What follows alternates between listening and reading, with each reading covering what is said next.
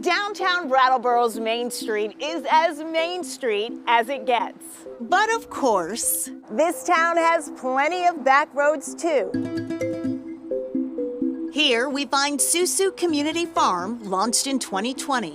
Thank you for blessing us with your power and your presence. Ashe.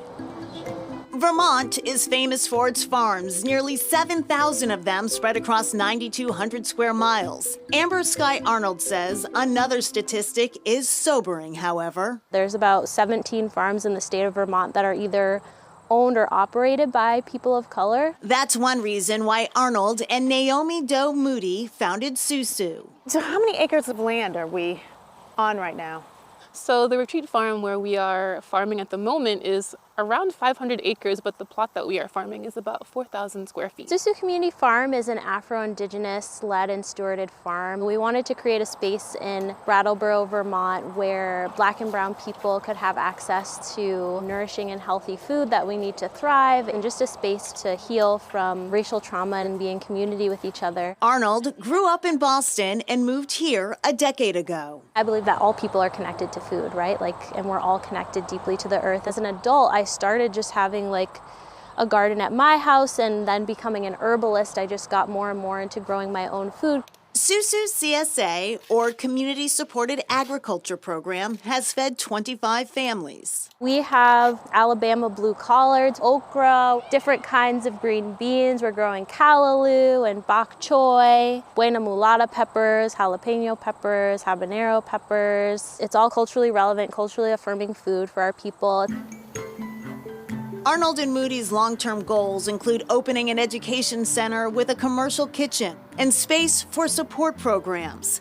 They also hope people of color feel empowered knowing that healthy food is part of their heritage. For a lot of young people, we have been coming into a place of really reclaiming the wisdoms and the teachings and the lessons that our ancestors have left for us. We offer gratitude for the original people of the space we occupy and whom we stand in solidarity with.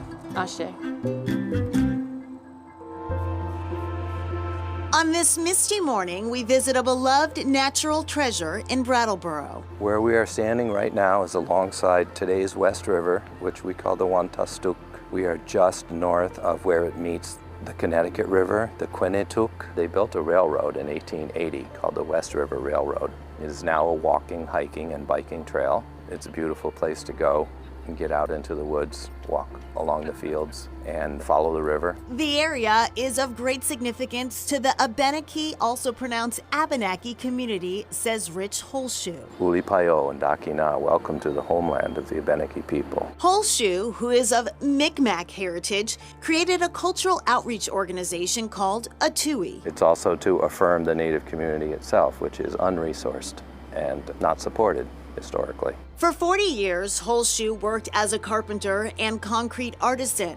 Today, he is a liaison for the Abenaki in Vermont, serving on the state's Commission for Native American Affairs. Abenaki people and their ancestors and their antecedents have been here for upwards of 13,000 years. They have been here living sustainably all that time, through thousands of years. If you look around you now, you don't see any signs of that, whereas Brattleboro has been here for about 260 years, and the evidence of that is all around you. What sustainability means is that things can last, that you are in good relationship with the place where you are and with those around you.